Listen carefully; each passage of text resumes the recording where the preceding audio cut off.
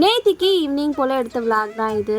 இப்பெல்லாம் வந்து mostly evening vlog எடுக்கிற மாதிரி இருக்கு. மார்னிங் எழுந்துட்டா குழந்தைங்க ஆஃப்டர்நூன்ல அகைன் தூங்குற வரைக்கும் ரன்னிங் ரேஸ்ல ஓடுற மாதிரி இருக்கும். இந்த 2 குழந்தை 3 குழந்தை இருக்கிற அம்மாங்களுக்கு மட்டும்தான் தெரியும் இந்த ஃபீலிங் என்ன அப்படிங்கிறது. நம்ம ஏதாவது இம்பார்ட்டண்டா ரொம்ப அர்ஜென்ட்டா ஏதாவது ஒர்க் செய்யும் போது தான் இவங்க 2 பேருக்குள்ள சண்டை வரும். 2 குழந்தை இருக்கு அப்படின்னாலே கண்டிப்பா அங்க வந்து சண்டை இருக்கதான் செய்யும். அவங்க 2 பேரையும் சமாதானப்படுத்தி டாய்ஸ்லாம் எடுத்து கொடுத்து விளையாட விட்டுட்டு வந்து அடுத்த ஒர்க்கை பார்க்க வந்தா ஒரு கால்வாசி ஒர்க் கூட முடிச்சிருக்க மாட்டோம். அகைன் இன்னொரு சண்டை வந்திருக்கும்.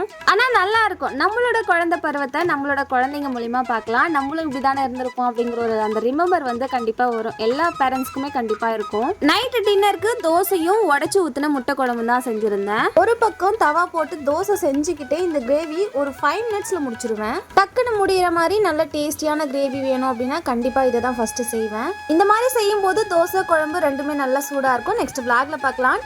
பாய் ஃப்ரம் துளசி.